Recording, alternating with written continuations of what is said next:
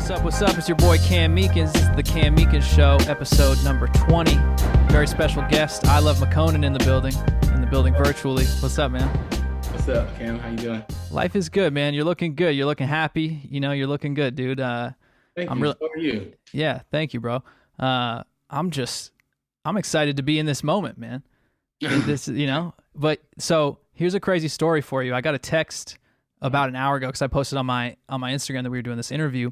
My boy Steph texted me. He was like, bro, I shit you not, I got one of those iPhone memory kind of alerts this morning on my phone. He was telling me, he was like, 6 years ago on the day, we were in Boston at one of your shows. No way. Yeah, because you pulled up on Wellesley College and you did a show there. And so I linked up with you, if you remember, and I brought some weed. We smoked down out there in Boston. Yep. And he was like, and I just saw your post that you guys are doing this interview. And I was like, bro, this was literally 6 years ago on the day. I'm like, what the fuck, dude? That's kind of crazy. That is crazy. Time is flying. Time is flying. That was a good time. Yeah. Yeah. I love Boston. I want to come back soon. Hell yeah. So I've been bumping the new joint crazy all day. And I just wanted to ask you, man, what was the inspiration for that project? The inspiration behind the project, My Parade, is just, me. I just wanted to get in the studio and make my music, something where it was like completely back to, the intimacy of me and a microphone and my music, sort of saying like me and my little crew that I'm making music with, to where we can just let me lead and do, whatever Makonnen's feeling right now at this time,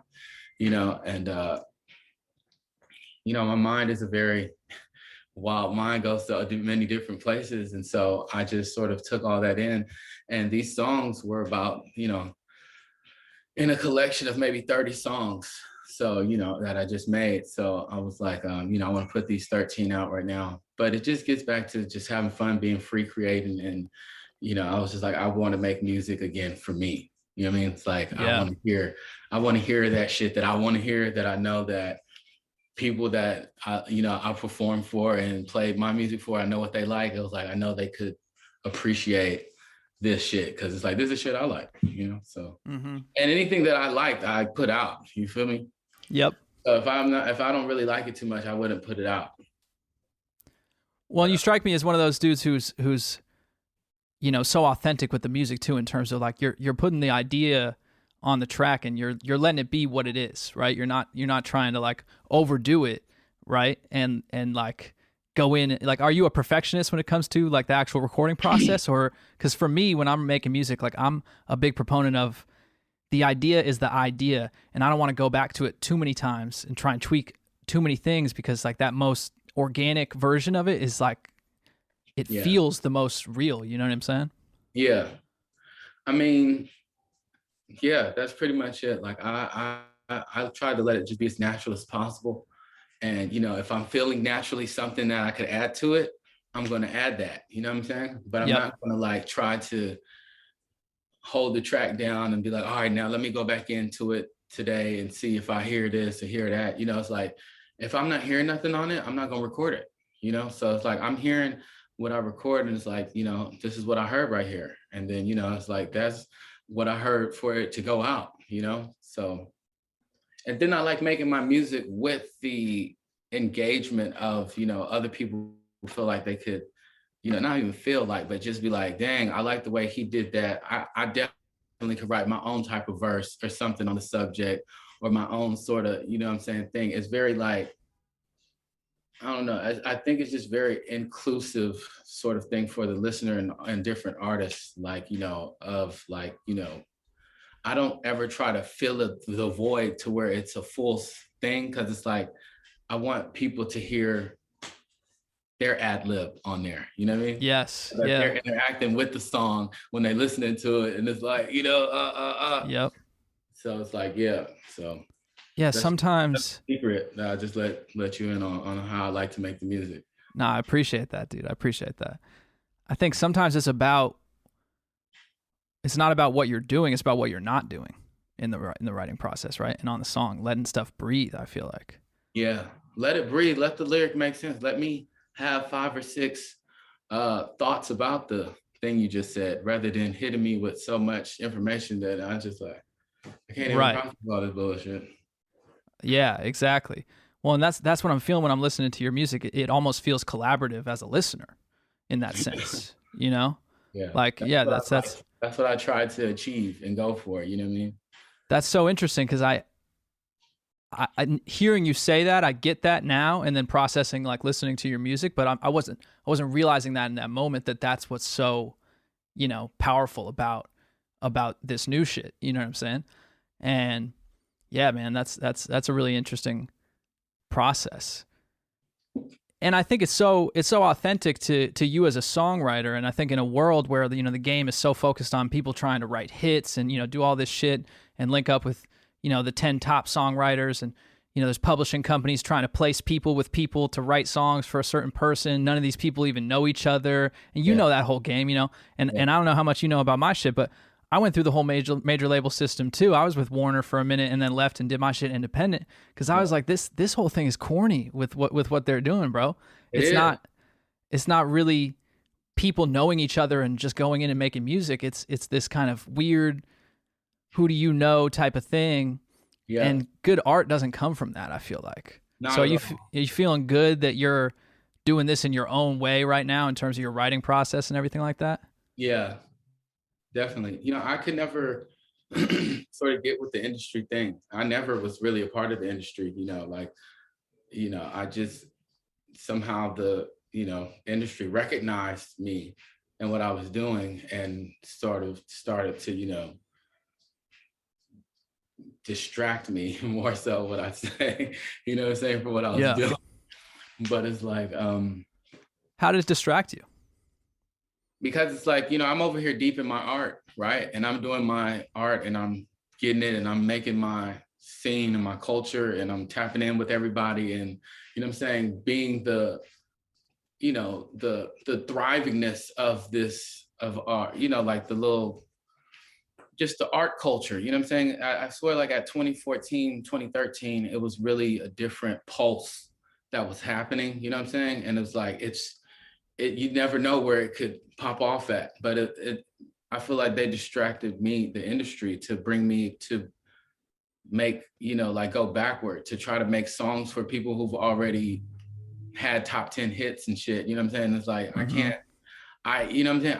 I don't know how to do that. What I'm saying? It's like, I just know how to tap in with the people that are here that are like less far removed from what's going on outside and with real issues people in the local communities are dealing with than like superstars, what I'm saying? And so it's like you distract me from leaving my people of understanding what's going on in the code, what we're talking about, why we're communicating with each other, to becoming like, oh, I'm doing music. Oh, I'm a music recording artist now. And now like I'm here in the industry with like Mariah Carey and Miley Cyrus and all whatever these big name factions that I've seen all my life from TV and stuff. And it's like, that's not my life. You know what I mean? It's like Mm-hmm. I'm not a careered musician, a successful musician or anything like that. It's like I was a fan of those people and creating art with everybody else, DIY, you know what I'm saying? Like everybody's creating art. You creating art, this one there, everybody's like, it's the thing for like the culture of the times that people are doing. And then I sort of started coming into the show business of it, where it's like the the awards and the companies and all, and it's like, all right, now we've lost the art. Now it's all Yeah. this, let me recognize you for this little piece of thing that, what I mean? It was like, it could have been anybody's piece of thing, but it's like, you're not really recognized as the artist. You get recognized as one thing that you made as an artist. So people start trying to distract you and put you as all you are is this thing that you made that I like of you. You know what I mean? You're Mm. not, all the things that I don't like of you. You're just the thing that I like of you.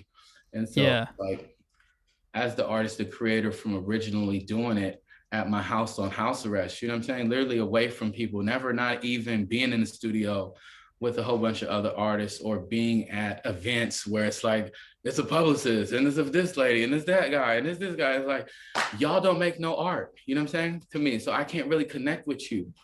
And it's like all this glitz and glam, like, yeah, we all are around the art, but we're not creating art. And I was like, it's a distraction from real artists. And then, you know, people start getting distracted with, I need to try to get recognized rather than I need to keep making art. And so then, you know, it's like, it just becomes a more recognition game rather than are you making anything? And it's like, my first recognition came because I was making art in real time. You know what I mean? It's like, then you get recognized for Tuesday, and then everybody wants to start recognizing Tuesday. And it's like, oh, that's the great thing. And then it's like, oh, well, I am getting booked and getting success and getting payments off of this thing. But it's like, Tuesday is just another thing of like the artists from the artists, you know what I'm saying? And the artist puts that type of love and passion into every record, every song. And it's like the fans or the people that start recognizing you don't appreciate that part of it. You know what I mean? Absolutely. And so they start just appreciating your one thing that they like of it. And then that's when it becomes cheesy. And that's when it's like, it's no longer art. Well, and I feel like go off into that little tangent, but no, man, I completely get it, dude. I completely get it. And you know, on a smaller level for me, you know, and I think a lot of artists probably feel this way. It's like there's that one thing that a lot of people associate them with, but for the artists themselves, that's just one thing. You know, like I have one song that most people know, and they might not know my other 200 songs, and so they're looking at me from that frame of view. When that's really, you know, only 2% of it. Yeah. You know? Exactly. And, you know, in the industry too, they do that, but they also do this weird thing where, you know, everyone in the music industry is just like so interested in being a part of that next thing, like that next kind of big thing. And so if they see an artist come out and they're like, oh shit, like this single's popping off, like I got to get into this. And so they're trying to do anything they can to like be attached to it. And they gas each other up and talk about like, oh, I'm connected to Makonnen, you know, I got blah, blah, blah, I'm doing this.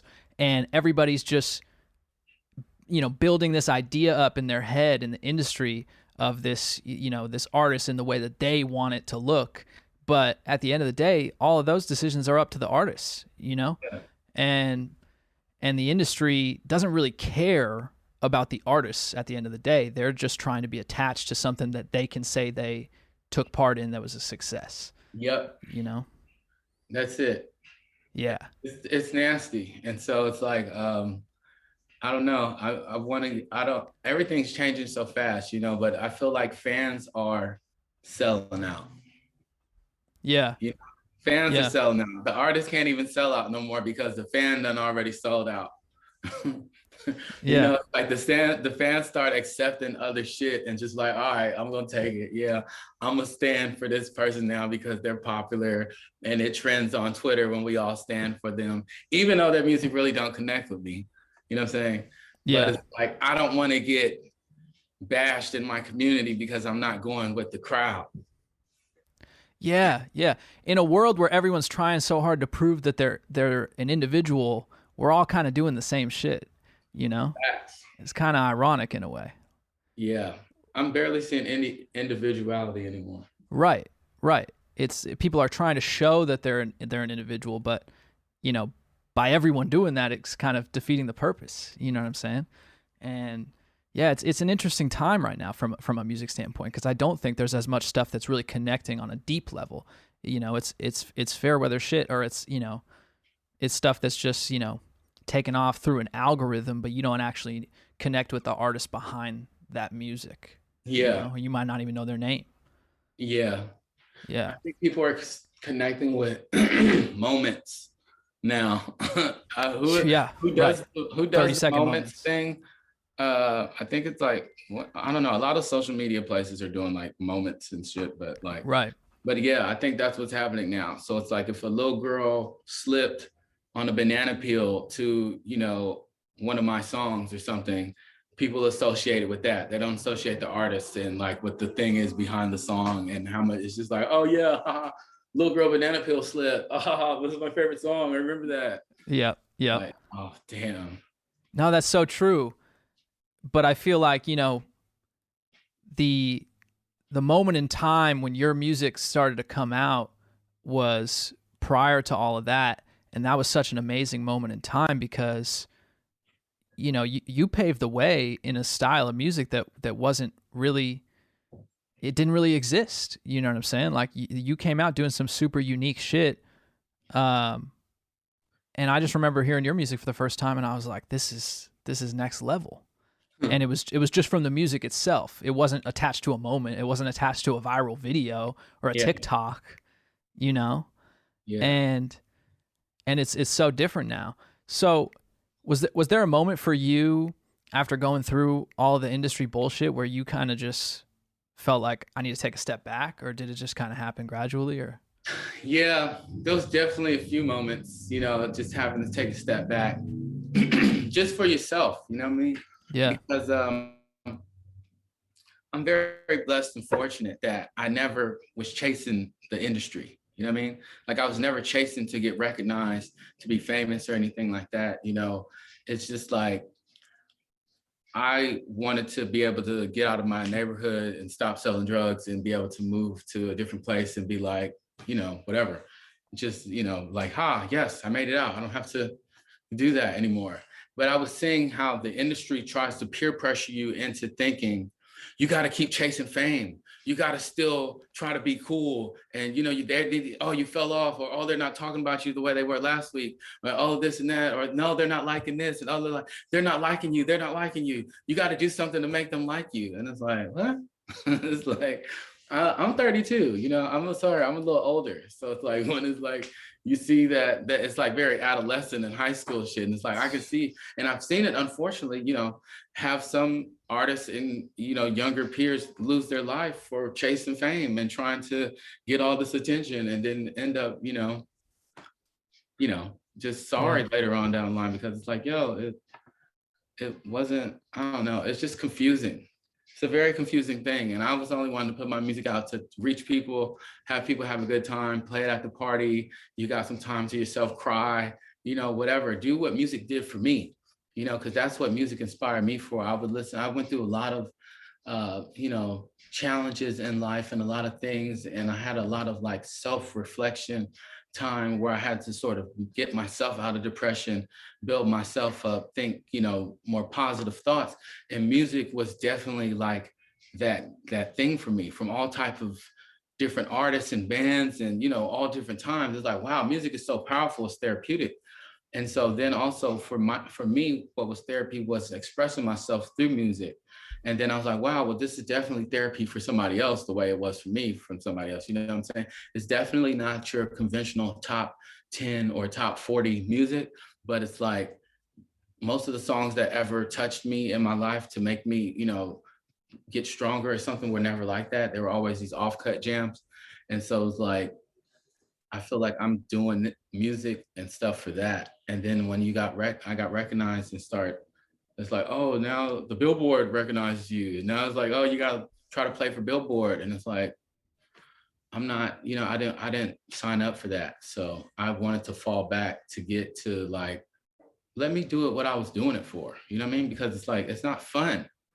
It's not fun to be in the studio all day and not having a good song. You know what I'm saying? It's like, especially if that's what you guys are trying to do. Now it's like, it's this producer, he got number 8 on the charts right now. Maybe he can have, it's like, this isn't fun. We're not making music to make music. We're trying to make music to get status. without a doubt. Yeah.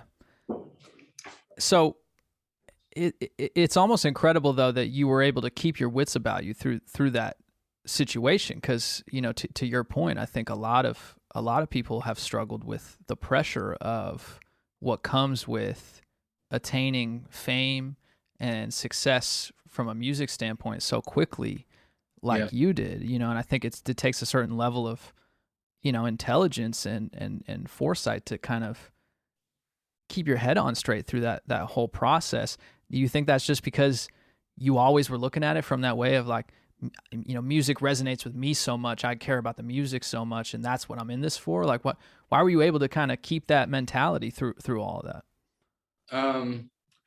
Because of the things that I've already went through in my life, like the other tragedies and,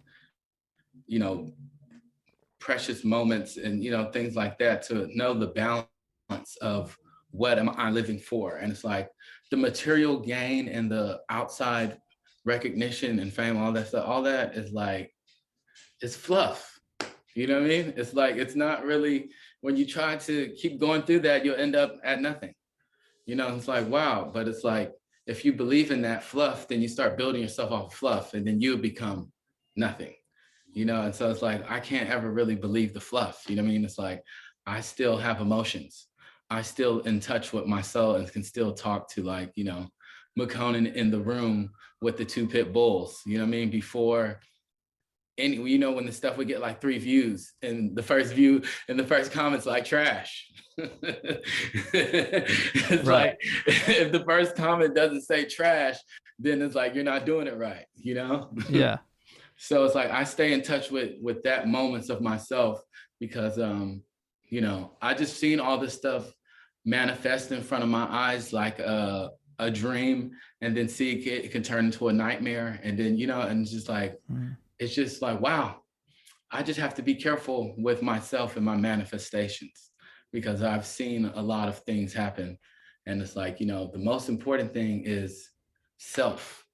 You know, I have to like keep myself, make sure that I'm okay, because there's nobody out there that's going to take care of me more than me. You know what I mean? And then it's like, I'm the one who makes the music himself.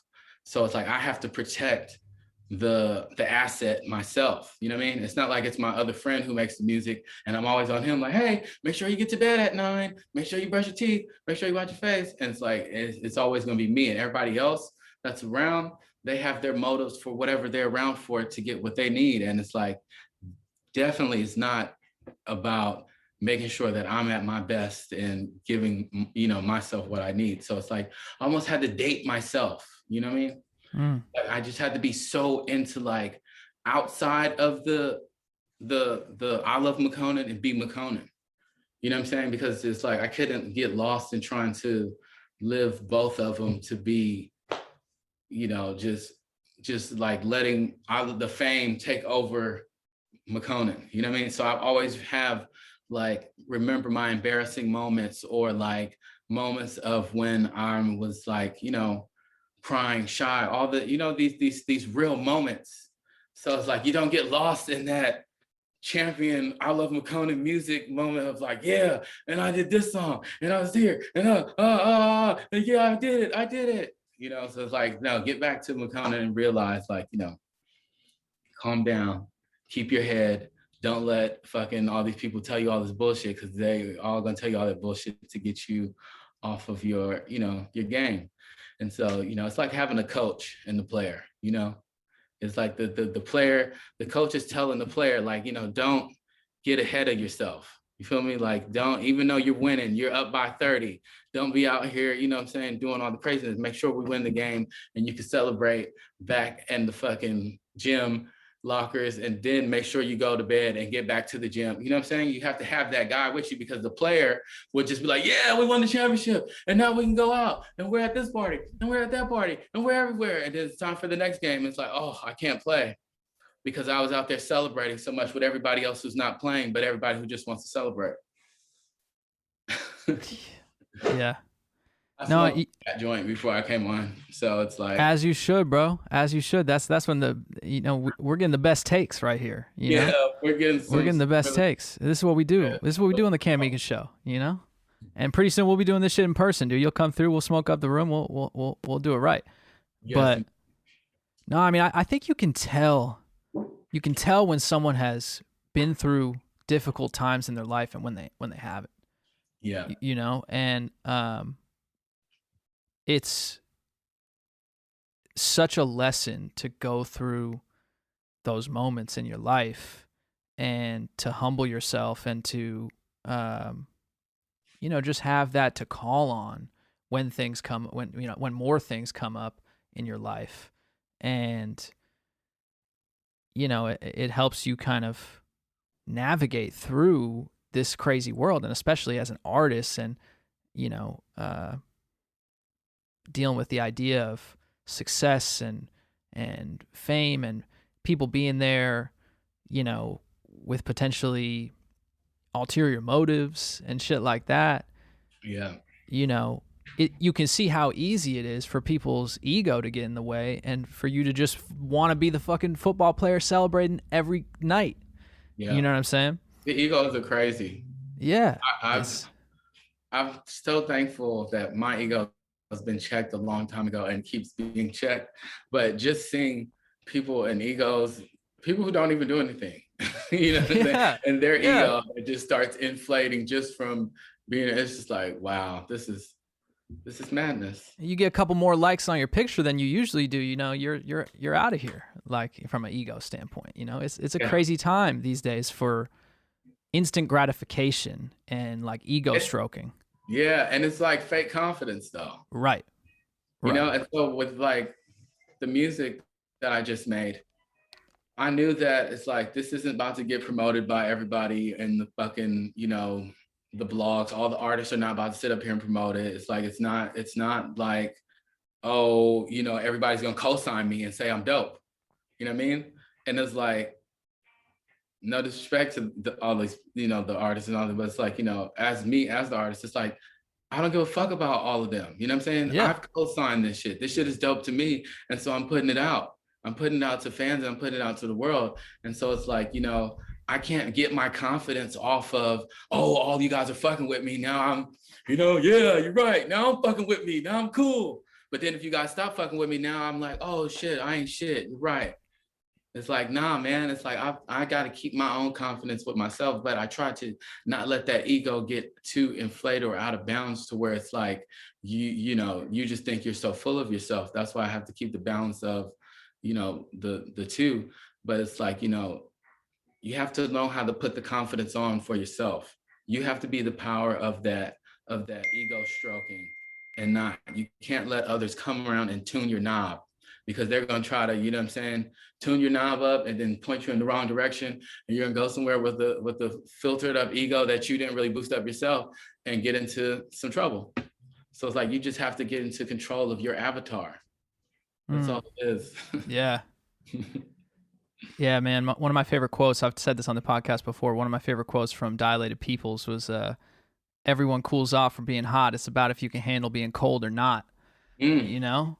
That's and like that crash and burn of relying on the validation of, you know, of your ego in any situation, not just being an artist, but, you know, in anyone's life is, you know, it's a recipe for a disaster, right? But to really have longevity and to you know, just stay in a good place as a person for longer than, you know, a short moment in time, you know, you have to do that work, and you have to understand that, you know, at the end of the day, all of this stuff is just moments in time, and we're all just playing roles at the end of the day. Like sometimes you're playing the role of the fucking superstar artist with, you know, the #1 hit, and, you know, that's awesome, and there's some cool perks that go with that. But that's just a role. We're still humans, you know what I'm saying? That person listening to that song is no different than the person who made it, you know? And you know, it just takes a lot to get that when you're in that moment, you know? And so it's cool to see that you have thought through these things on such a level. And I'm curious, man, like, so, cause it's not about that shit for you. What is it about for you, you know?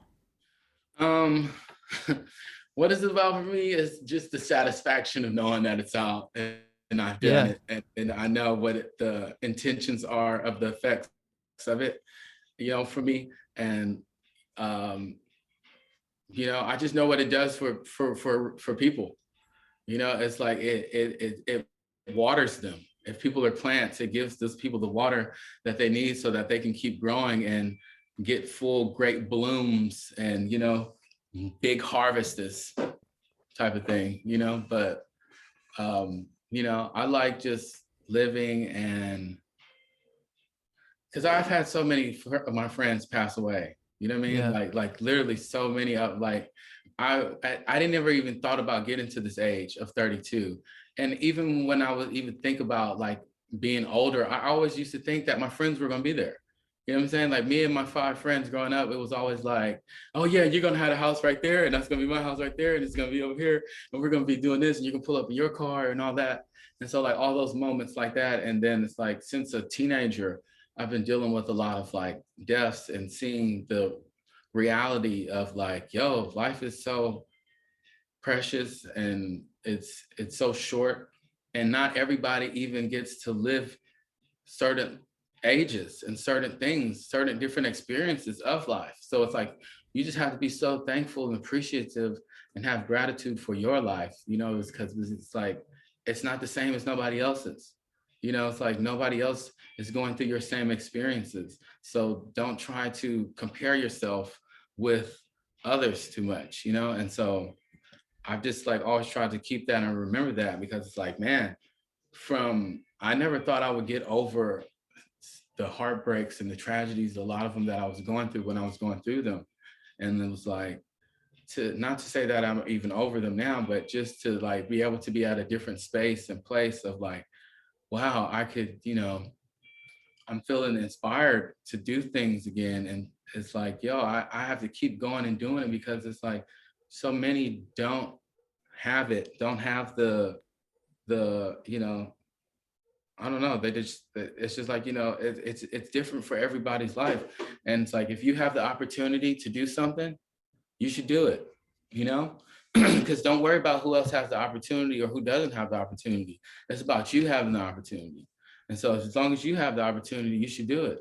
And it's like, you know, that's just how I feel. Because it's like, I know firsthand, so many of my friends, their dream was to be the rap star or to be the producer and the music extraordinaire, to make it out of, you know, and like that was really their whole goal and dream to chasing. And then unfortunately these people pass away, and it's like I have an opportunity to do it. It's like I want to, I do it for us, for me, representing for us, to inspire others and to do whatever opportunity they have, and not just let life pass them by and be thinking that it's going to be here forever, or thinking like, man, I'm gonna have next year, I'm gonna have, you know, 10 years from now, I'm gonna have that. And it's like, you never know. You should be thankful for it now. Whatever you have now, you should be thankful for. Yeah. No, life is so fragile, man. And when you lose people, you remember that. And Yeah, as tough as it is, and it never goes away, it's a reminder day to day, you know, how yeah, fragile life is, and how at the end of the day thankful and what a blessing it is for us to be here right now, yeah. you know? Definitely. I was thinking, a lot of times I think about the friends that I have, because it's like I've had friends in different cities and different places, or, you know, different stages of my life where we were very close. And it was like, you know, just us two were friends, you know, like Mm. I didn't really know your other friends over there. They didn't really know my other friends. And like all those moments when us two would hang out and just do things, all our little jokes that we would laugh about, and like, haha, all that. And then when that person passes on, it's like, wow, I'm the only one who remembers that. You know what I'm saying? Mm. I'm only one who experienced that. And I could never make that joke as funny by me trying to retell my other friends here about it. You know what I mean? It's Yeah. like, dude, life is crazy. It's like you don't even, once you face that reality that somebody's gone, it really brings in the scope for you while you're living of what you should be doing here, and how you should, you know, how you should live, you know? Yeah. Yeah. And that's a really great and healthy response to loss, you know. Yeah. And so, no, I hear that, man. And I've took so many losses. I've, you know, it's like, you know, I made that song, I'm a loser, and I have mm, no friends, you know, and it's like celebrated that though. The thing behind that song, and this, a lot of people don't get it or didn't get it, but like Rick Rubin got it, you know what I mean? And Rick mm, Rubin was like telling me, yo, you should put this out. But it was like, the song is about you.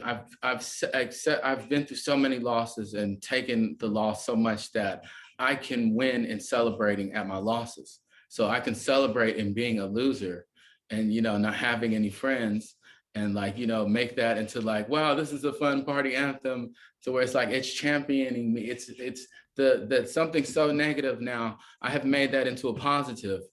And so it's like now I'm winning yeah, because I've turned my negative into positive, rather than still absolutely. dwelling on being, oh, I lost this, and oh, I lost that, I lost that game, I lost this game. It's like once you start accepting losses and it not affect you, not even like it not affect you, but you know how to accept them and how to make them, use them as fuel and motivation for you to go further, you'll start seeing like, wow, I'm becoming, you know, unstoppable. Because usually a loss, you like just say the player and the coach thing, right? And the coach has been through many losses, you know, but the player probably hasn't went through so many losses yet. But they're like, you know, great record and they lost the big game.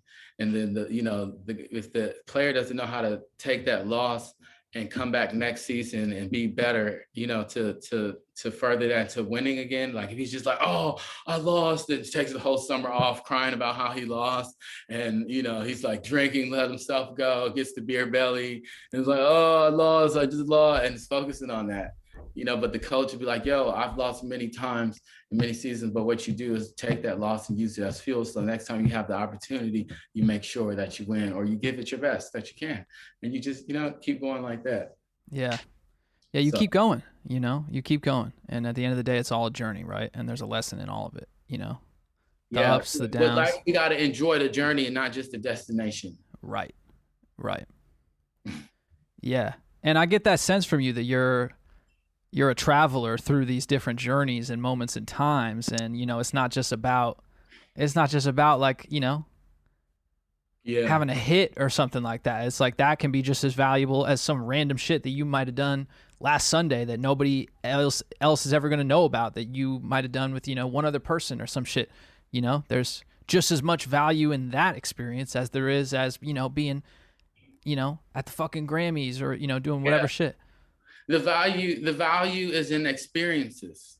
Right. You know what I'm saying? And like when you live a life, that's where the value is. It's so funny to see like everything changing with like the NFTs and all these new values being put on things that we didn't think was as valuable, you know, maybe a few years ago, right? And so like with life, you know, everybody is thinking that the value is in getting money. I gotta have the money, I gotta have the money, I get all the money. But it's like when you really talk to an older person who's you maybe made it to 90 or 80, you know, you hear the value in their life of all the experiences that they went through, and they barely even mention like the money. Mm-hmm. You know what I'm saying? It was like the value of like maybe this like a war hero is his first wife, and then when he went to the war and he lost his platoon, and then, you know, this, and then he came back, and then he had his kids, and then his kids turned out to be like, you know, a big singer, and then the big, you know, like all these different values right here of these experiences that it went through. It's like that's where life's real value is. And I think us as a generation, a few generations, I feel like a lot of generations have sort of become into one, where it's like, okay, you guys are at the top of it, we're in the middle of it, and these people are at the bottom of it, but we're all kind of on the same sort of shit. But I think like we have to change the value of life and start putting, because I see a lot of people are much unhappy and not even making it to 60, 70 years old, you know what I mean? Yeah. Because I think they started putting value on different things rather than their life, where especially their health and stuff. But they thought that money and all this other stuff would buy them happiness. And we can see like some of our biggest stars that we've seen in recent time, who we've seen accumulate a lot of money and make like, wow, $300 million and all this. And we've seen them just end up dying a lonely life after, you know what I mean? But it's like, we were like praising them about how they had the money, and then until they lost the money, then we're like, oh, fuck you, you know, you're shit. And then you die. And then it's like, oh my God, you were the greatest in the whole fucking universe ever, you know? And then it's like, what? Now it's like, everybody who was invested in you or some shit, let's make money off of that thing over there that passed away. And now we're all lit. But when that person was alive, we just totally disregarded their soul and their spirit and just used them as a monetary gain for whatever it is that we were looking for. Yeah. And it's damn, it's like as a culture, it's like, we got to look at us. You know what I'm saying? We got to stop putting the blame on and saying, oh, well, that's what they get. That's fucked up. They this, they that, they this. It's like we have to look at us and the way we mourn people and the way we treat people and the way we react to people, because it's like while they're alive, we really don't show people any love. We really make them feel like they ain't shit. And we have more negative hate comments sent towards them, making fun of them, than any love comments. And it's like, think about if you were receiving all that energy and you were being open on like, I'm just trying to give myself to the world and share my love or share, you know, a positive part of myself to them. And they're just directing a whole bunch of negativity towards me as I'm like sort of vulnerable in a loving way.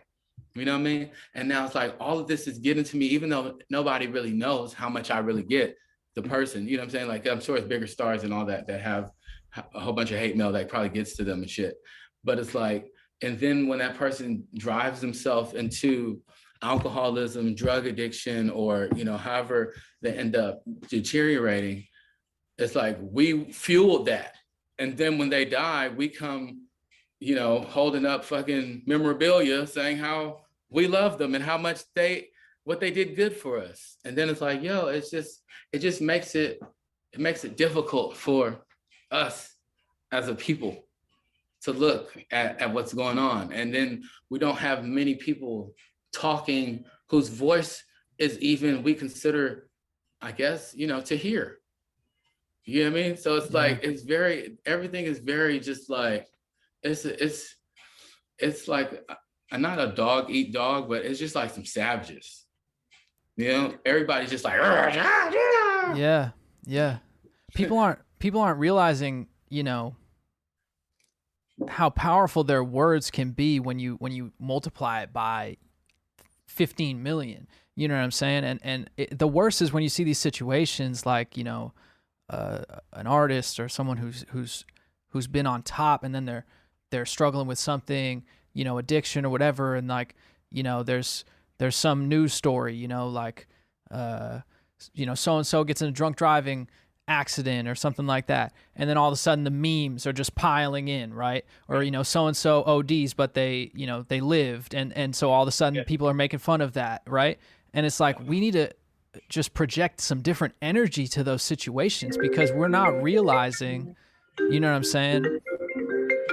Sorry. No, you're good. No, you're good. We're not realizing what those words, you know, the impact that those words have when you multiply it by 10 million people saying that and joking like that for these artists that might be going through something. And then a year later, that artist passes away of the same shit. And we're like, oh my God, I loved this person so much. This music meant so much to me. But you were sharing memes 6 months ago about, you know, their issue that they were dealing with, you know? And it's tough, man. And we got to have these conversations, and people need to understand, you know, just how much this shit actually does impact this stuff, you know? And can we lift these people up? Can we lift these great artists up when they might be at a low point in their lives, because we're all human. Yep. And I think it's good that we're at least talking about it, because I think we've started to see now like too many of these examples recently. And it's kind of crazy that, you know, for you and I growing up, those artists that we saw growing up are now starting to pass away frequently. You know, at that age, and they're not old. They're 50, 60. A lot of them. They're not old at all. Not old. It's crazy. It's like, yo, I'm almost at that age. Yeah, I hear you. I'm thinking about doing another 20 years, and it's like I'm right there, and it's like, no, that can't be it. You know, and then it's like these are heroes to me. Like DMX was a superhero to me. Right. You know what I'm saying? Like that type of energy that DMX had and would give off, especially me being younger and seeing somebody to be able to command that much energy and just be so just himself. Like it was like an X-Man. You know what I'm saying? It's like, wow, Cyclops or fucking Wolverine, you've been practicing your power, and you fucking like, you know, Charizard. And then to see them pass away, it's like, wow, what? Especially like when Kobe Bryant died, just hearing that, it's like, what, Kobe Bryant died? Yeah. It's like, those words never even sound like they would ever go together. And it's like, damn, this shit is shocking. And then it's like, everything is happening so fast. We're just dealing with so much. It's like, I don't know, I feel like time is sped up because we're definitely just getting hit every which way to where you don't even have time to really process anything because it's like, it's just so much shit happening. And I don't think we've ever been under attack like this in our lives as humans, with just so much change and everything just moving so fast where it's like it's not a slow life anymore. You know what I mean? It's like you have crypto and the NFTs, and then you have like this police stuff, and now you're not outside, and it's like everything is just like now you can't go outside, nobody's here, school's closed, everything. Like, what? It's like, wait, my whole life that I grew up knowing as a child is gone. Facts. You know what I'm saying? It's like right now, as 32 years old, I wasn't sort of prepared for none of this because nobody told us that any of this would be happening. It was always supposed to be, there's going to be, go to high school, go to college, go get a good job, and, you know, football on Sunday, and fall into American lifestyle. You know, you get married, go to the race car track, whatever. Like, yeah.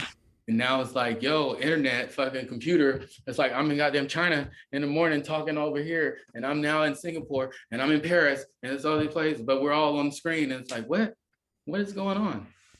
Yeah, I mean, it's like we're pretty much in the singularity at this point. I feel like, you know, with technology intertwined in our life, and that notion of like the, you know, post World War II America of, you know, get successful and have a family and have a house and, you know, do this whole thing. Is like, you know, that's not our reality anymore. We're not living in that world. But we're not on the other side of it either. We're literally in the middle of this transition with all these different things getting thrown at us, and a pandemic, and, you know, all this other shit.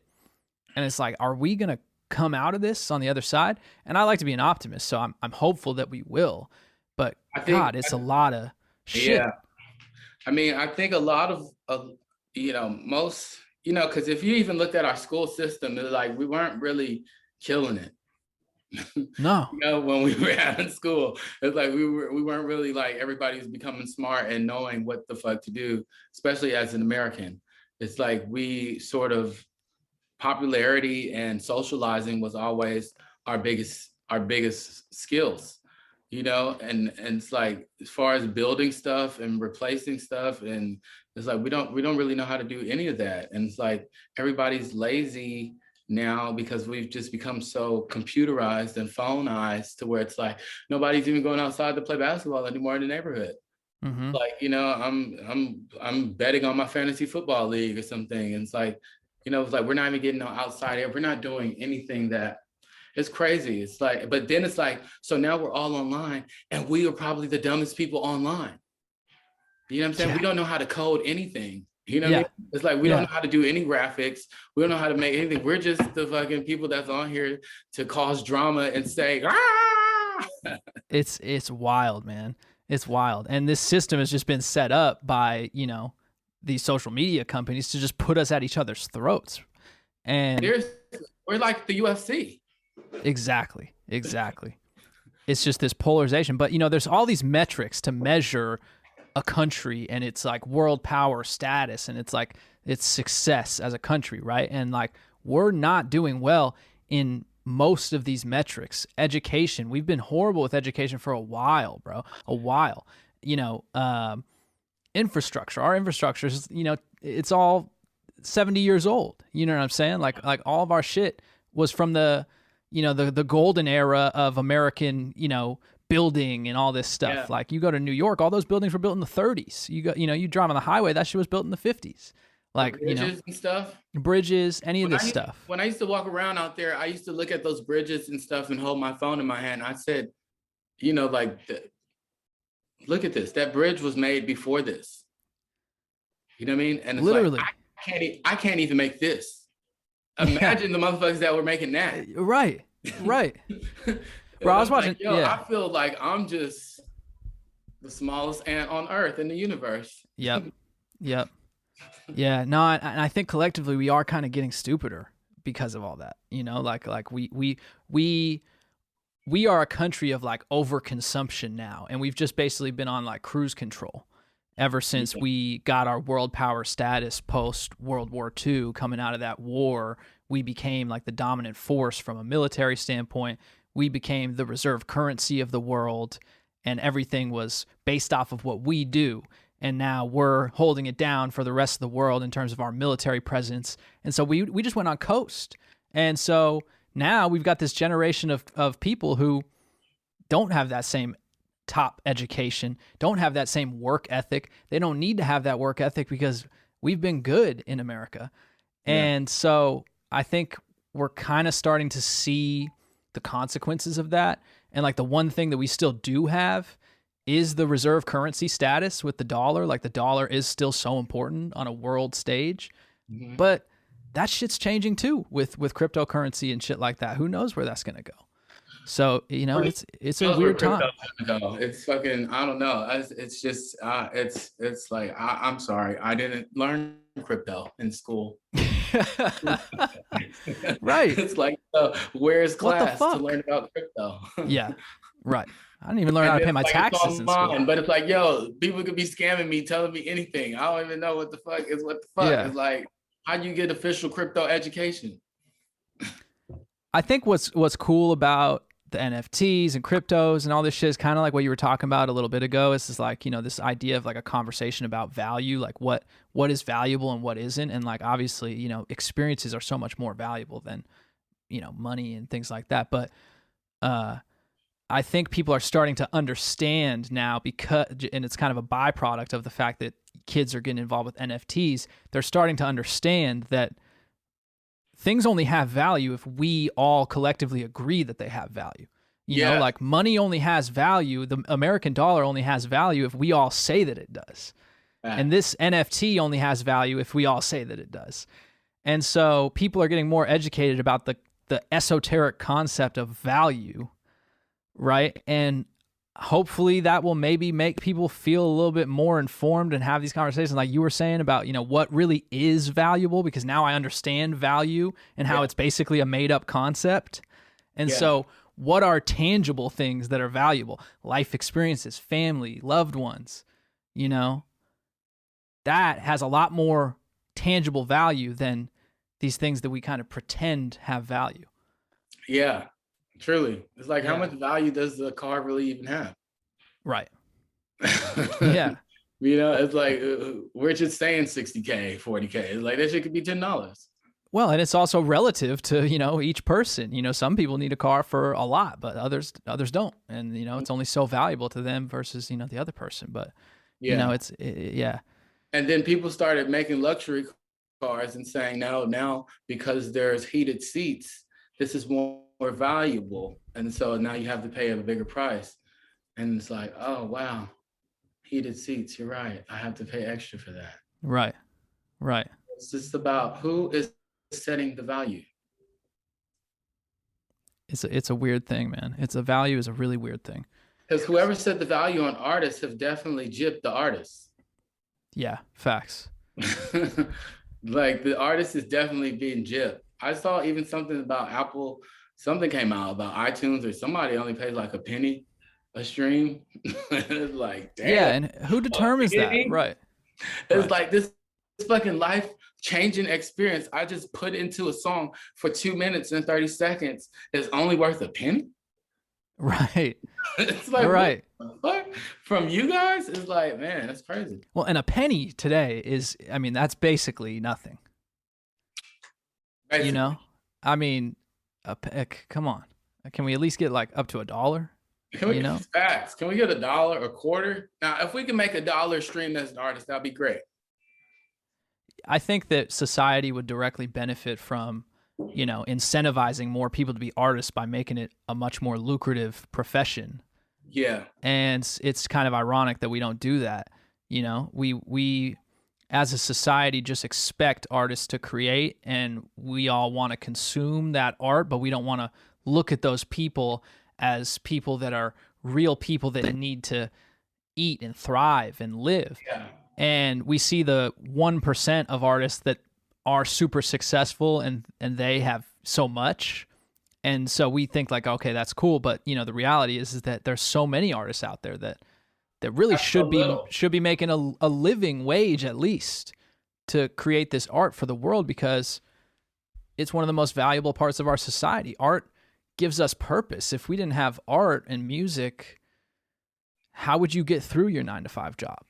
Yeah. You know, how would you enjoy your life if you didn't have that show to go to, or that song to listen to on the train while you were riding there, or that art to go look at? You know, everything's becoming a lost art. Like, yeah, it's becoming so, I don't know. It's bullied.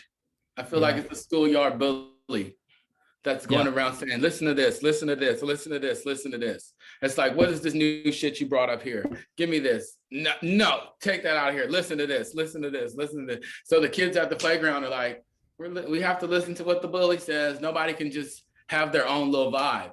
And then like your vibe naturally takes over. And now it's like, oh, the other kid was dancing to that too. And they're like, oh, now, oh, wow, what is this you guys are listening to? And it's like, well, so-and-so brought this new thing, you know, and it's like, oh no, any new thing, get that out of here. Yeah. People are so opinionated with, you know, wanting to kind of keep things status quo. And, you know, it's just ridiculous. And I'm kind of curious, like, for you even, I feel like when you came out as a hip hop artist, when you came out, like, was that difficult to, you know, have to deal with people not understanding that? Like, I feel like there's this stigma in hip hop that there shouldn't be about that. Yeah, that was very difficult, but not difficult for me. Yeah. It's like it's difficult for everybody else. And right. It's like, you know, I totally understand where everybody else is coming from. You know what I mean? But it's like nobody understands where I'm coming from. So it's like, you know, I was just like, you know, it is what it is. I just know that, you know, everybody is going to feel some type of way because, you know, this is a big thing. And it's like, it's the hidden big thing. Everybody says it's not a big thing, but it's like, it is a big thing. And so, of course, I knew what I was doing by doing that, because it's like, I could have never announced anything, you know what I'm saying? Just been like, whatever. But yeah, it's just, I don't know. When I think about hip hop and things, you have to remember it's like hip hop is forever changing thing, and it hasn't. It's, you know, it's, I could just say it like this. What I looked at is like, if hip hop was a person, you know, hip hop was a person. They were born like the late 70s, and then they, you know, were like in New York, and then grew up, and then, you know, it's like first it was this young kid that was very smart and had all this knowledge he was kicking and trying to uplift and all that, and then he becomes a teenager and he sort of goes out west to become a gangster and all this stuff and smoke weed, and after that then he goes to this other place and do that. But he's like, you know, 40, 30, you know, he's a pretty much older guy right now, and it's like, or older person, not to say an older guy, but it's like this thing has gone through so many different identity sort of things that it's never really truly, I guess, got to be itself. You know what I mean? Because it's like it had to fit into these stigmas of, I got to be over here, and then it's like, oh, well, I got to be over here to be cool. You know what I'm saying?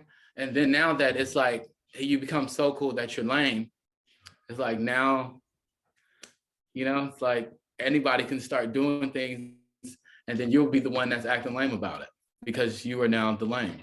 But in the real life, it's like the new things that are happening are really cool. But because you have lived your life into trying to fall into these roles that you tried to carve out as you and what was cool, you became lame. And so now the new things that are like being itself and flourishing, that's really cool. And you're the last one to embrace that stuff because you have become the lame, but you are the one who pretty much is that stuff. Right. You know what I'm saying? Yeah. It's like, so it's like you can't accept yourself. it's like you're having the biggest identity issue with others because others are inspired by you. Yeah. Well, that's what's crazy about it, and the concept of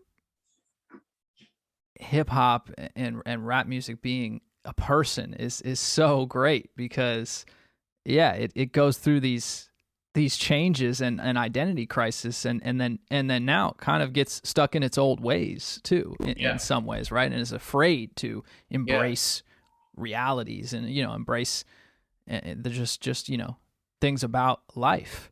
And but when you started out, you were the one that was all about embracing and being yourself and being original and being a creator, right, and all that originality. It's like, dude, what's up with what? You gonna make the rules and then don't want to follow them? Right. Right. Yeah. And I don't get it. And I don't know if it's just coming from, I don't know where that comes from. I don't understand it. But, for you to have, kind of just paved the way that you have in your career, I think that's open doors in some ways, which is a great thing too. Yeah. I mean, I feel like doors were cracked open for me. You feel me? Right. And so right, but you had to walk through it. Yeah, it's like I've seen that. It's like, oh, this is open. Well, let me open this all the way for whoever else is going to be coming down that road, that they can see that the door is open. Mm-hmm. But the door was definitely beyond cracked for like you can come in here. Yeah. And so, but I just feel like it was a forever evolving thing that was happening, and I'm just like, I don't know why it had to fall on me to be the one to push the door open. Mm-hmm. But it was like, I just can't take it. You know what I mean? I hate seeing everybody out here like this, the way that you guys are. Everybody is killing themselves with drugs and alcohol and gun violence, trying to be cool or trying to be hard, or trying to hold up this whatever fucking image that they think is whatever it is, when they are clearly the ones that are going through the most, it's like the most sort of I don't know. It's just like it's emotional stuff. Yeah, emotional stuff, emotional imbalances. And you know what I'm saying? I don't want to say that it's all based on sexuality. You know what I'm saying? But it's like you can see that sexuality is definitely a big thing about it. And it's like it's becoming to where it's like, dude, you guys are over here killing yourselves to not tell me that you are something that I can see that you are clear as day. You know what I'm saying? And it's like, so what am I gonna do? It's like, I'm just gonna leave all of y'all alone, and I'm not gonna be miserable like you guys. I'm gonna go do me, and I'm gonna make you mad because I'm gonna come out as gay. And it's gonna be like, wow, why'd you say that? And it's like, because you guys are doing that and you're not saying it, and it's affecting too much other shit out here, and now you're giving that a bad name. It's like, it's just becoming too much. It's like, for me, I just can't really deal with it, because it's like, y'all are not protecting women.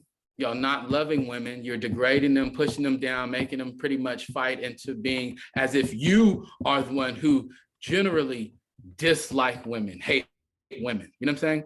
Not that you have, you know what I'm saying? It's like, so I can't sit up here and try to be cool with y'all when you're doing that stuff to women. And it's like, I love women.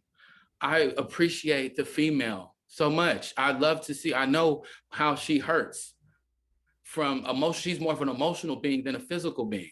You know what I'm saying? And so it's like, you have to like, you have to be very cautious with women's emotions. You know what I'm saying? And most men and guys, especially in hip hop, only treat women off of their physical. That's literally it. That's it. That's the only conversation that we have, is off of your physical, not about your mental, not about your emotional, not about your spiritual, just strictly physical. And now you have women being emotionally hurt and all this stuff too. Now they're feeling like the only way they can go get attention is by physically enhancing their body or something, so that they can get attention, because that's the only thing that this guy over here, who she thinks needs, is the guy, is only paying attention to. And it's like, yo, I I'm lost with my community of the people of hip hop, of what everybody's doing. It's like, if everybody, for all y'all love women so much, where's the wives at? Why don't you come out here, show me that you've got a wife, you a real man, you set up there, you got your wife, you got your kids, you ain't got time to be fighting other dudes. You know what I'm saying? You ain't got time to be talking about your ops. You know what I'm saying? It's like, you don't have no time for that. Yeah. Because you're a real man with your wife at the house, taking care of your kids and your family. But instead, you on the ground with 6 other dudes, pants sagging, talking about y'all ops and this and ops and that and ops and that. It's like, what's good? What's good? Are y'all? I'm the gay dude, and it's looking like y'all doing some more male on male activity than I ever get the chance to do. You know, and it's like I'm not getting that. And it's like, I'm talking to the girls. I talk to the girls more than y'all talk to the girls. And you over here talking about ops. Right. And I'm over here talking to the girls, and she's saying all he did was be talking about ops and then be mad at me and then treating me. I'm like, damn, he treating you? What the fuck? What's up with your man? And then come to find out, your man be running after the other dudes. Well, and it's like, what? Yeah. It's like, come on, man. And this is what's going on out here. And y'all mad at me? Because I said that I'm gay. I didn't say that I'm gay and I'm here about to do whatever gay activities with all of y'all. It's like, I just told you that this is me. I can't tell you about everybody else. I can tell you about me. You're into my music. You liking me. We continue in this journey. Let me tell you, this is me. I'm at my life right here where I feel comfortable enough to express this, because obviously a lot of y'all are getting twisted and thinking that maybe, you know, you could hit on me in a different way. It's like, you know, I'm sorry, I'm not into that. It's like, I am into dudes, but I'm not into you, you know? So it's like, I just need to let you know that. And so it's like, it offended a lot of people, because like a lot of the community be on this, I can't tell nobody I'm into dudes, but I'm over here crushing on you, bro. And I'm trying to, you know, get closer to you. And it's like, wait, you need to get up off of me. You know what I'm saying? It's like, just be my bro, be my friend. Like, just because don't mean that I'm trying to do so. Now that you know that I am into that, know that I'm not trying to do that with you. And if I was, I would have let you know. But it's like, you know what I mean? I can't be going through all this emotional bullshit, and now I turned you off, and now you got beef, and now everybody in the crew's thinking, y'all niggas supposed to fight and this and that and this, and then y'all fighting on. It's just like, yo, stop, get me away from it. Because it's like, it's just becoming too much in hip hop for me. It's like, it's becoming too much of like, yo, girls are not getting paid attention to. They got to really get up there and UFC, shake their ass, twerk, and fucking down there nothing, just so we can say, oh yeah, I saw that. And it's like, yo, what? I ain't even trying to see that. I'm trying to see you looking pretty in a goddamn dress somewhere, so maybe my mind or whoever's mind can go to that fantasy part of, I wonder what that's like. But if you coming out here, Xena Warrior Princess, trying to wrap me down and tell me all this stuff, it's like, I don't really want to hear it, y'all. And so it's becoming a costume and a clown show. And I'm not dissing nobody, because it's the whole culture as a whole that we have just let this like just it's like, well, focus on the art, y'all. We got to focus on what we like about it, because it's like all I'm seeing is drama and fucking reposts and shit. And I don't hear one song, but everybody tell me they do music, but it's like all I'm hearing is, oh, so-and-so did this, and now they got to fight here, and this one had this, and so-and-so got robbed for this, and it's like, oh, go check out their song, and go check. It's like, damn, you gotta fucking get shot for me to check out your song? You gotta get robbed for me to check out your song? You gotta fucking, your baby mama gotta fucking set your car on fire or some shit for me to check out your song nowadays? Like, what happened to the song was like, what song is that? Right. Well, and you know, if people are getting upset or angry about you coming out as gay, it's like, well, why? You know what I'm saying? Like there's a reason behind that. You know, there's an uncomfortability with their own sexuality behind that. You know, and at the end of the day, like, statistics are just statistics, right? Like, you know, it's just a fact that, you know, a certain amount of people. I mean, you know, sexuality is a complicated thing, and there's a range to it.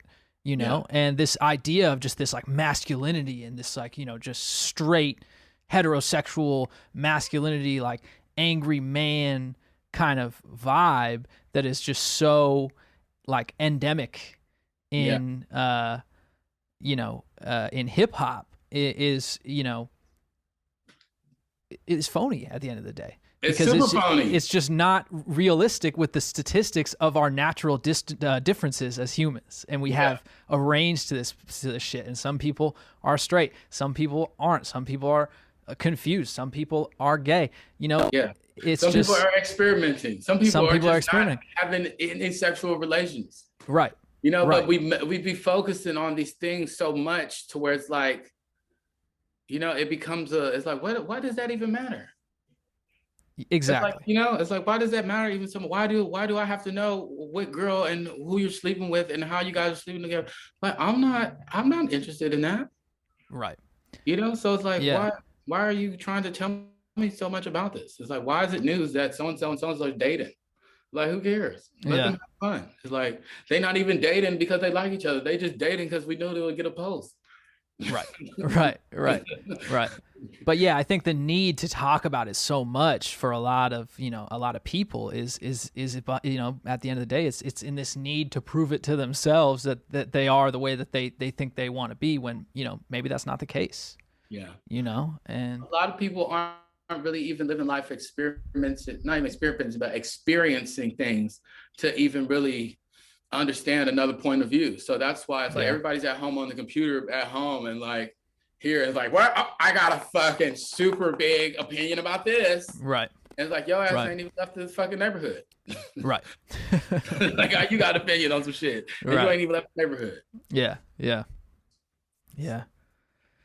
No, it's a weird time right now, man. But you're coming in spitting straight facts on the whole entire situation. So I'm just thankful to be a part of this conversation and hearing these takes from you, because it's giving me life, man, and it's motivating me and inspiring me. So. Word, yeah. You know? No, I'm thankful that, you know, you called me on and we could talk, and, you know, even be able to have a place like this where I can express myself, you know what I'm saying, without worrying about like, oh shit, you about to twist that up and put that as Makonnen said so you can get the headline and everybody can come check out the magazine, and now everybody is like, you know, it's like, dude, stop. That's what happens with all the, you know, like a lot of just places right now on online. It's like everybody wants to stir up so much drama. Mm-hmm. And it's like, you guys, we got to stop stirring up the drama, because it ends up becoming deadly. You know what I mean? Yes. It's like, because everybody's so fragile. Yeah. It's like, you know, it's like somebody could say, your mama, like that so-and-so was over here and they said your mama was ugly, and then that could really just affect somebody to where they're like, next time I see you, it's on, I'm gonna get you. Oh, and it's like, yo, he didn't say it, I was just joking. Yeah. It's like, yo, you gotta be careful. Yeah, no, it's too hot out here sometimes, you know, like you gotta like, you gotta let words. I think all of us as people now, especially with so much word activity and being able to say anything like that, we have to learn how to have a shield on us to be able to let that just deflect, you know? Right. You know, somebody can say, oh, you're ugly. And it's like, oh, you're stupid. Oh, you this, that. And you're just like, yeah. It's gotta get off you. But yeah, that was, I mean, for me, like, honestly, that was part of the inspiration of trying to do this is being able to have a long form conversation with someone like you and do it in a way that's authentic to the actual hour and a half that we're talking, not the fucking 10-second soundbite. You know what I'm saying? And it's hard trying to find that balance where it's like all these motherfuckers are doing these podcasts and they're trying to be like, go check out this clip, whatever. And it's like, yeah, okay, like you got to post clips, but you know, that's not what it's about. What it's about is actually the substance of the long form convo and putting all of that together and getting the understanding of, oh, okay, I see what Makonnen is saying here, and that's really resonating with me, and I'm learning something, you know? And I believe that there's still a need for that, and I think that people still want that, and they are starting to want that even more because they are consuming so much micro stuff all the time that, like, we need the opposite of that a little bit right now, you know? We need the long form shit. We need the long trip. We don't need the microdose. Right. Yeah, facts. You know, like, when was the last time? Freaking out like, oh my God. And then it's like, wow, no, those 12 hours were great, rather than, oh, I had 2 hours of euphoria. Right. Because that's what is happening with technology and everything. It's like people are getting a little 2 seconds of euphoria, and it's like, dude, you need the whole 12-hour experience so that you can go through the up and down and you can cry and you know what I mean? Yeah. So it's like, that's why it was like, we're only getting bits of information out there. It's like, what they say? He doesn't like me. Oh, okay, done. Cancel him. We're done. Yep. He was saying he loves you. He just didn't like that pink shirt you had on because he saw you wear that pink shirt last time and he knows that your favorite color is red. It was like, oh, well, that got dropped out, but I only heard that he didn't like me. So canceled, done, put the nail in. Mm-hmm. This instant decision, it's becoming a little crazy. It's crazy, bro. You could take this footage and edit up some shit of me saying something and make a 10-second clip and I'll be canceled tomorrow from something that I said on this, on this hour and a half long episode that's completely out of context that, makes no fucking sense. Yeah. But, that's the world we're in right now, but we are living every day. I think we all have to make a different communities. Yes. Yeah, I think like everybody who gets it has to get into like this other community where it's like, this community can't get canceled because they're not cancelable. Yeah, right. They don't abide to the council rules. So all those other cancelable things that you guys are talking about, that you guys do that over there. But we've set a gate here to where after you've passed this test and you're here in this club, you're uncancelable and you live over here with us. So you got a cancel free pass. Yeah, you can say those little mean jokes about how, so-and-so's fat and this and that and this and that. And it's like, we'll laugh about it. I feel like a lot of that stuff is what motivated me and gave me strength though. You know what I'm saying? Yeah. Is hearing the feedback and people say negative shit and, call me slurs and all those different things and saying, oh, you're fucking whack and you little fat shit and this and that and you faggot and blah, blah, blah. And it's like, all those things, like, it's like, yes, it powers me up. It makes me like, yeah, I hear all that shit and I'm still doing me, and now it's like, oh, they're canceled because they called you what? It's like, what?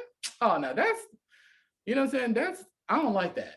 I mean, what I'm saying? Yeah. It's like, I don't want special favoritism because, what I'm saying? I was built for this. This is why I was wanting them to say something stupid to me so that I can go and prove them wrong elsewhere. But now it's like, they can't even say nothing stupid to me. So it's like, who am I even proving wrong? Well, the world isn't a fucking, bubblegum world, like going, hearing something as horrible as it might be, hearing that and having to deal with that on your own can help you have to deal with something else that comes up in your real life later on down the road. And it's like, I think that we don't necessarily benefit from just canceling any and everything that's not, necessarily the right thing to say or whatever. There's a scale to it at the end of the day, but I think that we're kind of letting everything come into cancelable, kind of level when it's like, oh, only certain things should kind of be like really something that we really have a problem with. You know what I'm saying? Yeah. And I don't know. It's, it's just kind of like, I don't know what this is really doing for us, Yeah. I just feel like we're trying to do instant deletes. Right. Yeah. It's just another form of bullying, dude. It's just another form of bullying. It's just, it's bullying. Photoshopping. It's bullying with the illusion of trying to be like politically correct or like woke or something like that. But it's the same exact mental thing and probably the same serotonin and dopamine release that you get from being in the schoolyard and ganging up on the one kid and bullying him is, everyone coming in and saying, cancel this person. Yeah. It's the same thing. You know what I'm saying? Yeah. Dude, I know. I have so many things I can get canceled for. That's why it's like, whatever, you know what I mean? It's like, I was already canceled before I was even up for subscription. So it's like, you could never even subscribe to me. Right. So I've canceled that. I've canceled subscriptions before you could cancel. There you go. But I don't know. I just feel like we've got to get more into the now. We got to get into now and into the future. We've got to stop going back to the past and, oh shit, what? Let me bring up today some shit that happened to me in fucking 2005, right? And now it's like, oh, 2005. I decided in 2021 I was gonna fucking lose it today because of some shit that happened to me in 2005. And it's like, hold on, bro. We need to just focus on 2021 and move forward. All right. It's like, you can't be bringing up shit from 2005 all of a sudden. Now that's erupting. And now I'm supposed to have sympathy for you because all of a sudden you want to fuck. It's like, nah, us as the masses, we've just all been going through some shit where it's like, everybody need to understand. It's like, okay, if we know we all had a fucked up life. Okay. It don't matter if you're the richest in the world or you're the poorest in the world. We've all been through some shit. And now we all just went through this pandemic. So now 2021, we're all trying to get our shit together. It doesn't worry about who has different positioning and it's like who start off with 2 million, who start off with 0. It's like, just let us all understand, okay, guys, we're kind of getting a clean slate here. Let's move forward accordingly. Okay. It's like, let's stop holding on to the old grudges of, oh, this thing that happened in that one fucking October. Now I never go down to the fucking store to, it's like, you guys, we got to get over these things to move on so we can make way for new experiences, because we're tearing ourselves down. A lot of addicts and people are going like back to whatever it is, the bottle or something, over the same issues. You know what I mean? And it's like, dude, we've got to attack these issues, get over them and move on. And sometimes there's issues that we may not be able to fix, but we just have to accept and move on. But it's like, we can't do the everyday, yeah, my fucking girlfriend broke up with me in fucking September of whatever year. So that's why I'm fucking fucked over today and mad, right, and going to the bar to get shit-faced drunk and get thrown out again. It's like, no, let's stop. But I know it's much harder said than done, but it's like, hopefully with all this new technology and instant changes, it can just change just like that. Well, and the first step is having these conversations, right? And just putting it out there and people feeling that and then starting to kind of think about it and then put it into action in their life and shit like that, which is, again, why it's important to have these combos and, talk in this way. And so, but, I think people are just reactionary, and they are dealing with such hard shit right now that it's coming out in this way. And people aren't even realizing that that's why the dynamic is how it is right now online, and how people are just so fucking, just going at each other and whatever. And like, this shit has gotten worse since the pandemic because, people are inside and they're dealing with shit. Online has gotten hectic since the pandemic. It's gotten hectic, dude. It's like a gang is on the streets. Yeah, it's crazier online than it is, outside. It is. Online is like, damn, I don't even want to fucking tweet nothing. I don't know where I'll get hit from. Yeah, where are you going to get hit from? You don't know. But I think it's commendable to be still out there doing it, putting your shit out, putting your music out, being that voice, because like you were saying, it connects with people and it means something to people. And, my parade means something to people, and so I'm just happy to play a small part, bringing you on the show and talking shit with you, man. It's been a great time.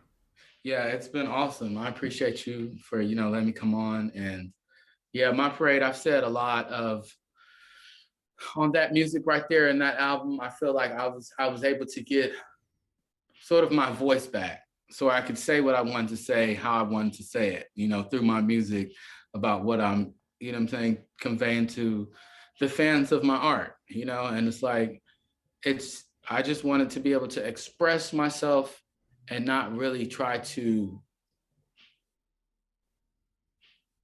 get you to listen because I know that you like hearing about fucking rainy days on parades right now, It's like, I just wanted to just start speaking. And if you're interested in hearing what I'm saying, this is what I'm talking about. But you know what I'm saying? I'm not trying to get your ear by talking about something that you want to hear. Yeah. You're saying what you need to say, Yeah. Yeah. Yeah, I love that. Like, it's things that people need to hear from me. Right. Yeah. So like, and that's one thing with music is I just try to keep my voice, keep my style, my thing of what I give, it's like that I feel like that's what the essence of art is. And people have to remember how their artistry, like why they started doing art and what their artistry is about. And it's just remember your voice, remember what you give people, and remember your thing, and just stay focused and dedicated on that. It's like maybe that thing, your thing right now, is not the most popular thing, and probably won't be the most popular thing until 18 months from now. But as long as you keep giving your thing, that time is going to come for you, and people are going to get what they needed from you.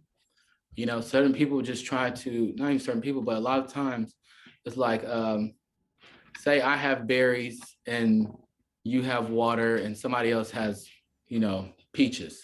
And it's like, oh, right now, everybody wants peaches. It's like, are we going to stop having waters and berries to try to just go give everybody what they want because they have peaches? It's like, no. It's like when people want water, they're coming to see you. And when they want berries, they're coming to see me. And as long as we keep our fresh berries and our fresh water, we're going to be able to give the people what they want. But if we just want to be known as like, yeah, I'm giving people stuff. And it's like, oh, I gave you guys the peaches. Get out the way, peach man. I'm giving peaches now. Right. Like, yeah, you got one peach. You got a peach. Yep. No, I do peaches now. Berries. Yeah. You want berries, and I'm going to jump over there to berries. Like, get out the way. I get berries. Right.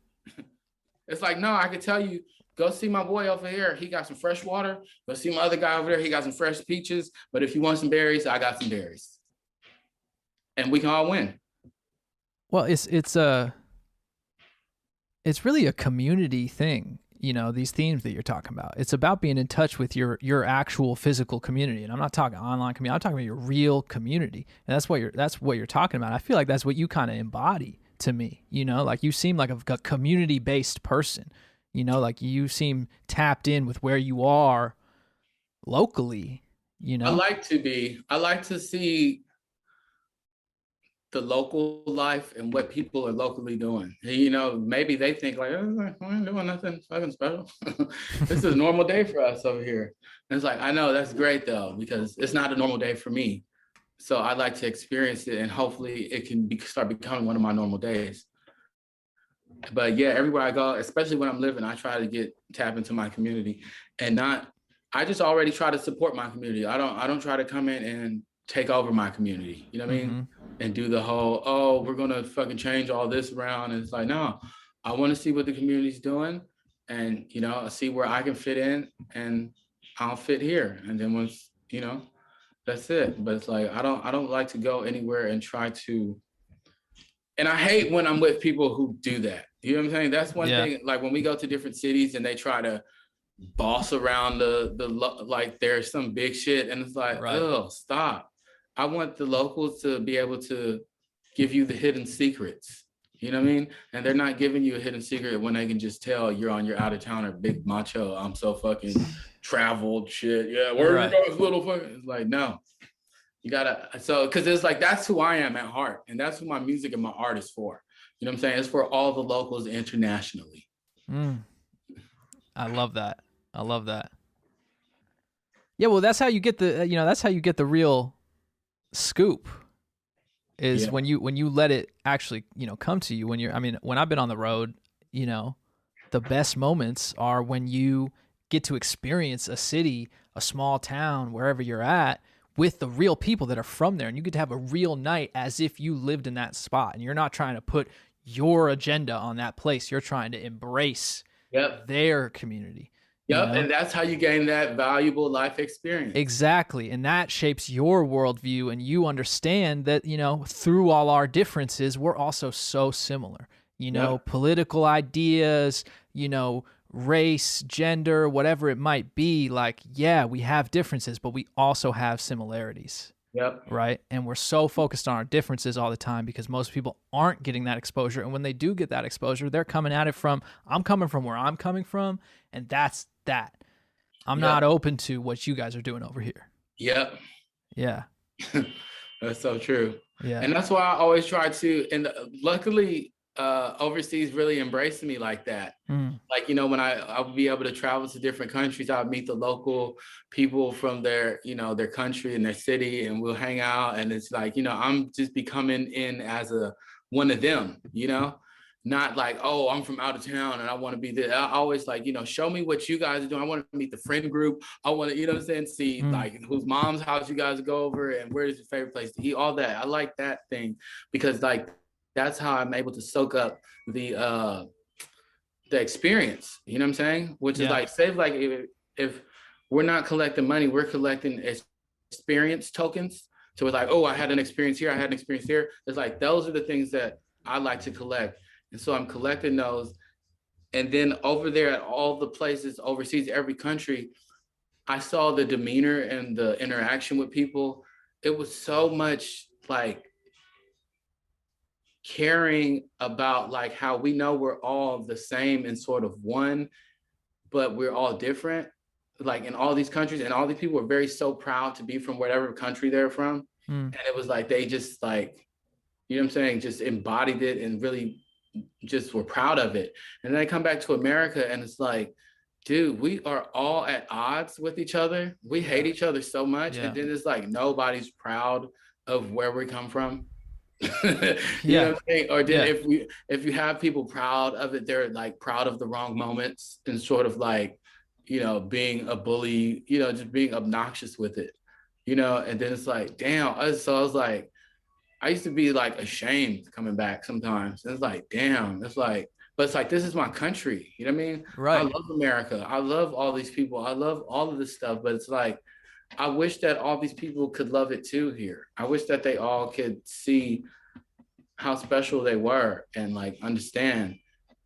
But it's like, it's so hard too, because you have so much just, I don't even know, local propaganda of just bullshit, just always trying to just fuck with your mind. And then you have the television and you have the news. Everything is just like, oh, people don't have any sense of self. You know what I mean? In America, it's like nobody really has a moment to themselves where they can just be like, whew, okay, I can fucking chill. I can think about, myself for a minute here. It's like every second it's like, oh, I got to do this. Am I in a state of hysteria? You know what I mean? And then as soon as you're born as a child, you get into this hysteria to where it's like, okay, and it's like, nobody is slowing down and like saying, hey, I'm a human. Hold on, maybe I should drink some water right now. And maybe I don't need that smog in my face right now. Maybe I should go and enjoy some nature. And it's like, why don't I want to go on a hike? And it's like, oh my God, I'm scared. I think a fucking, mass killer is going to get me on my hike because that's all I see on TV and the movies. So I'm afraid to go outside and enjoy a hike. Yeah. I mean, it's like, hurry up and die, What's the rush though, right? What's the rush? What is the rush? It's like, hurry up and die so we can celebrate you, so we can get that shit over with. It's like, damn. Yeah. That's why, like, I don't mind, withdrawing myself from the fame or the attention, and everybody's like, oh, Makonnen wore a pink sweatshirt today, or he was seen getting coffee, or he's fucking hanging out with this one. And it's like, I don't care about all that. Like, I want to be able to be an old man on my farm and somebody fuck around and comes and be like, dude, you're that old man that everybody talked about that did this and that and this and that and this and that and this and that. It's like, oh, that's crazy. It's like, who knew that you would be out here? Right. Yeah, let me tell you some stories about, exactly. These experiences. And there's a lot more of them than just the ones that you might know about. Yeah. That's what it's all about. It's growing into that older person that can sit back and be rich in those stories and tell all those stories. I feel like that was used to happen with our elders back in the day. And that's why we kind of looked up to them so much, because we would have story time where we kind of sit down and hear about, real stories from the humans in the room that really overcame things and did things. And it's like, wow, you're a legend. I can't, I can only aspire to be that when I grow up. But now it's like we disrespect our elders so much. It's like we are our elders. You know what I mean? Yeah. But it's like we have to understand that as whatever age we are. It's like, dude, I'm about to be my grandpa. You know what I'm saying? It's like I can't be treating my grandpa bad and saying, "Oh, grandpa, you ain't shit. I'm not going over there to see you. Fuck that. Go get your own milk and eggs." You Yeah. know? And it's like, dude, this man fought in the war and everything. And it's like, you got to help him out while you can. And so, like, I've seen a lot of the youth is like, "Oh yeah, fuck that." It's like, "Ooh, fuck our parents," and all these old people. It's like, meanwhile, we're partying at your parents' house. We fucking, your parents gave you the credit card so you can go get whatever supplies so we can all hang out here. And then you guys are the first one to disrespect them and say fuck them. And Right. it's like, you guys aren't having a job that's making a whole bunch of money to where we're hanging at your house and now you have a child. It's like, we're losing it. We're losing the tradition. Yep. That's what I think. And so with all the stuff that's been happening too, it's like traditions have been getting lost. And it's like, yo, we're going AWOL. It's like we don't even know what the tradition is anymore. Well, without that stuff, right? Like, what community do we have? What society do we have in a lot of ways, right? And to disrespect the elders and shit like that. I mean, people in our generation and the younger generation, like we don't have a war that we fought. We don't have something that we went through. I mean, we have this coronavirus now, right? And okay, maybe that will put some things into perspective for people, but so far it hasn't really. This has polarized us more than anything. Motherfuckers came together to fight wars and survive, and we couldn't be farther apart right now, and so far apart. Yeah. It's an interesting time, man, but I think we will live to keep telling the stories, to keep talking, This is how it's being done right here. We're living in the future right now. It's right. like this thing right here that we're doing is right. Setting the groundwork for the ones to come after us so that they can hear us and be like, "Oh shit." Exactly. Yeah. That's what they were talking about. Yeah, exactly. Well, and that's the beauty of putting stuff, out to the world, music, these podcasts, whatever it is, there are moments in time that, you can pick up game from, future people. It's all about putting human experiences out in the world. Right. Right. Because I feel like that is the most valuable thing is human experience. Mm-hmm. And a lot of people are missing out on it. Yeah. And they don't even know how precious it is. Especially me nowadays. It's like every season, every day, it's like, wow, this is such a precious day. Even like every 23rd, it's like, oh my God, this is such a precious day. It's like, I'm so thankful to have this day and have the seasons. Like, so I don't look at summer and stuff like, oh, I wish it would hurry up and get here and hurry up and pass so I can hurry up and do this and hurry up and do that so I can hurry up and be this thing again. It's like when we were young, I feel like that's what we were always doing. Right. Like, let's hurry up and get this thing over with so we can hurry up and get here and then hurry up and leave there. Now I'm just like, I like taking it easy, slow, just enjoying. I feel like such an adult, an elder. Like I used to see you got the wisdom. I used to see my grandparents and stuff, and they used to just take it so fucking easy. Now I'm like, man, I'm not even half you guys' age, but I just can tell already from the stuff that I went through. Thank God I've been able to take them as learning experiences and be able to apply them to my life. And now I'm able to take it easy and not rush into hurrying up and doing stuff because I used to hurry up and get into a lot of trouble. Right. Yeah. I think a lot of people are really going to resonate with what you're saying here, and it's going to make them adjust and live in that moment and go and get those experiences and not rush, because there is no rush. And it is a blessing to be here today, tomorrow, whenever we have the opportunity to. Because it's not forever. It's not permanent. Forever. Yeah. No, it's not permanent at all. But my man, ILoveMakonnen, my parade out now. Thanks so much for doing this, dude. No, thank you so much, Cam. It's a pleasure and an honor. I'm so excited. I'm glad to see you doing it. Hell yeah. Hopefully we can talk some more sometime. Yeah, absolutely, man. Anytime you want to come on, I always got a spot for you. Hopefully we can do it in person sometime soon. But definitely. Yeah, thank you again, man. This was a great conversation. I really appreciate it. No, thank you. I appreciate it too. Yes, sir. I'll talk to you soon. Alrighty. All right, Cam Meekins show. We out of here. Peace. Peace.